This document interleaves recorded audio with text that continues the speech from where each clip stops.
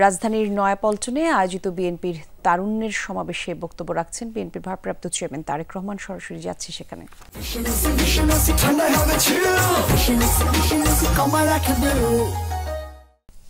এই পরিবারগুলোর মধ্য থেকে প্রথম পর্যায়ে কম বেশি 50 লক্ষ গ্রামীণ দরিদ্র পরিবারের জন্য আমরা ফ্যামিলি কার্ড চালুর পরিকল্পনা করছি।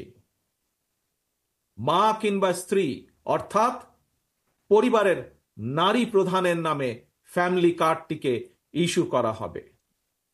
প্রান্তিক এই পরিবারগুলোকে প্রতি মাসে রাষ্ট্রীয়ভাবে আর্থিক কিংবা প্রয়োজনীয় খাদ্য সহায়তা প্রদানের আওতায় আনা হবে। আমরা আশা করি সময়ের সাথে এর মাধ্যমে পরিবার এবং সমাজে একদিকে নারী অর্থনৈতিক ক্ষমতায়ন ঘটবে, অপরদিকে পরিবারগুলোর সামনে ধীরে ধীরে স্বাবলম্বী হয়ে ওঠার সুযোগ তৈরি হবে। প্রিয় ভাই বোনেরা, কৃষকদের জন্য ফার্মার্স কার্ড চালু করার আমাদের অন্যতম প্রধান অগ্রাধিকার। একটি নীতিমালার আওতায় কৃষকদের নামে ইস্যু করতে হবে ফার্মার্স কার্ড।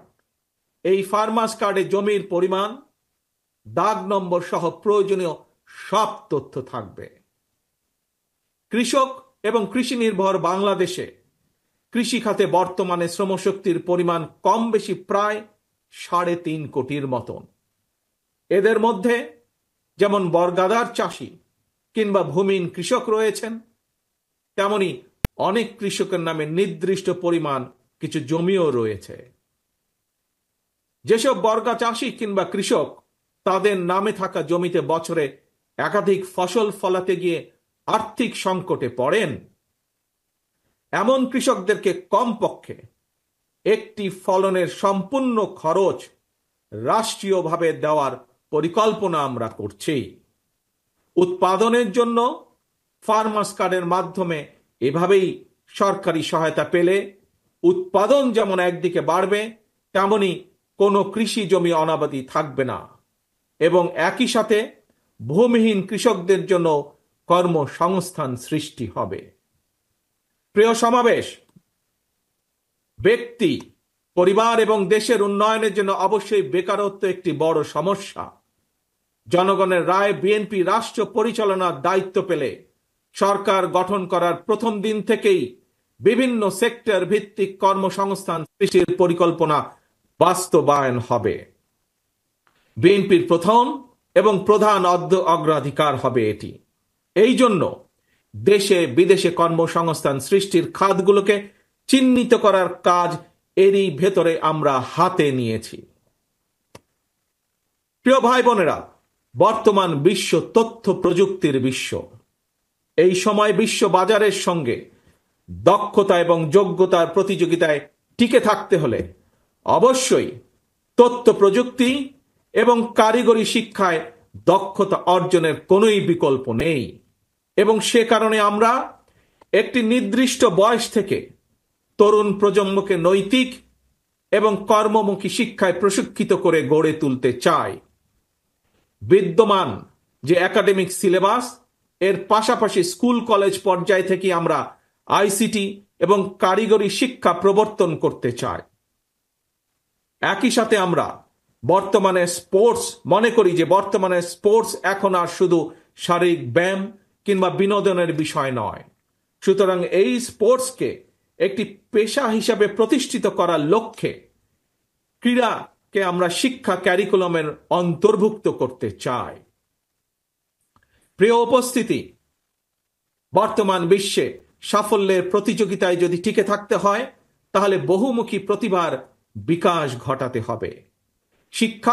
শিক্ষার্থীদেরকে একদিকে ভাষা শেখা যেরকম জরুরি, বর্তমানে আমরা স্কুল কলেজে সাধারণত বাংলা ইংরেজি শেখার সুযোগ পাই।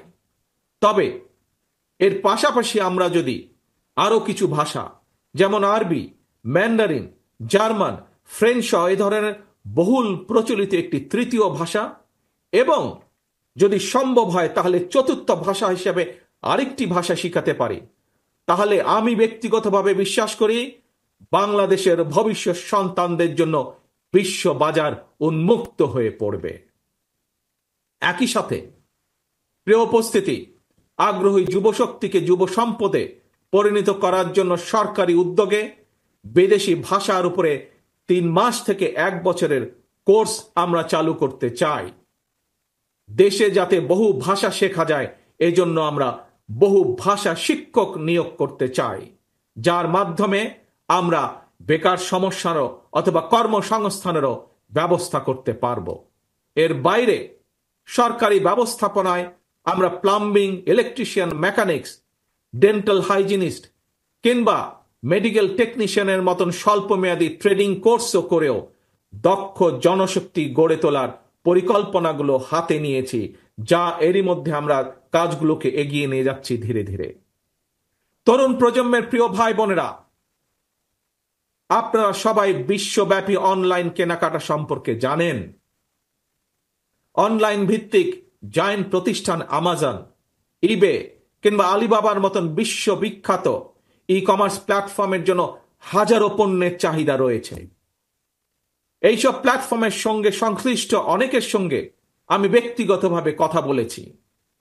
বিশ্ববিখ্যাত এই সকল ই কমার্স প্ল্যাটফর্মের চাহিদা অনুযায়ী আমাদের বাংলাদেশে অনেক পণ্য তৈরির সুযোগ রয়েছে। আমাজনের মতন বৈশ্বিক অনলাইন প্ল্যাটফর্মকে সামনে রেখে আমরা আমাদের দেশে ক্ষুদ্র এবং মাঝারি শিল্পের উৎপাদন বাড়ানোর সুযোগ গ্রহণ করতে পারি, সুযোগ আমরা তৈরি করতে পারি, সুযোগ আমরা নিতে পারি। বিশ্ববিখ্যাত ই কমার্স প্রতিষ্ঠানের চাহিদা মিটিয়ে কিভাবে বিশ্ববাজারে প্রবেশ করা যায়, এর জন্য এরই মধ্যে যারা এক্সপার্ট আছেন তাদের সাথে আমরা আমাদের টিম নিয়ে কাজ শুরু করেছি এরই ভিতরে। প্রিয় ভাই বোনেরা, বাংলাদেশের বহু তরুণ প্রজন্মের সদস্য অনলাইনে কাজ করেন কিংবা করছেন কিংবা করার ইচ্ছে রয়েছে। আপনাদের জন্য কর্মসংস্থান এবং নিরাপদ কর্ম পরিবেশ নিশ্চিত করতেও আমাদের উদ্যোগ রয়েছে। আমি জানি শিক্ষিত তরুণ প্রজন্মের সামনে বর্তমানে ফ্রিল্যান্সিং একটি অত্যন্ত আকর্ষণীয় সেক্টর। দেশে এই মুহূর্তে প্রায় 10 লক্ষের মতন ফ্রিল্যান্সার আউটসোর্সিং এর মাধ্যমে $100 কোটি বেশি আয় করতে সক্ষম হচ্ছেন।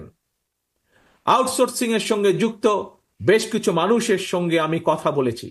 তারা জানিয়েছেন লেনদেনের জন্য বাংলাদেশে পেপাল, ওয়াইজ বা স্ট্রাইপের মতন আন্তর্জাতিক গেটওয়ে প্রতিষ্ঠান ব্যবহারের সুযোগ না থাকায় তাদের অর্জিত যে অর্থ সেটি দেশে আনা কষ্টকর হয়ে পড়ে। আমি মনে করি সবার আগে এই ধরনের যে সমস্যা, সেই সমস্যার সমাধান করা উচিত। প্রিয় উপস্থিতি, এই বিষয়টি নিয়ে আমি গত 1 দশক ধরে বেশ অনেকবার কথা বলে এসেছি। বিএনপি মনে করে প্রায়োরিটি বেসিসে দেশের IT entrepreneur, e commerce sector এবং ফ্রিল্যান্সারদের সুবিধায় পেপালের মতন আন্তর্জাতিক গেটওয়ে প্রতিষ্ঠান সুবিধা বাস্তবায়ন করা উচিত।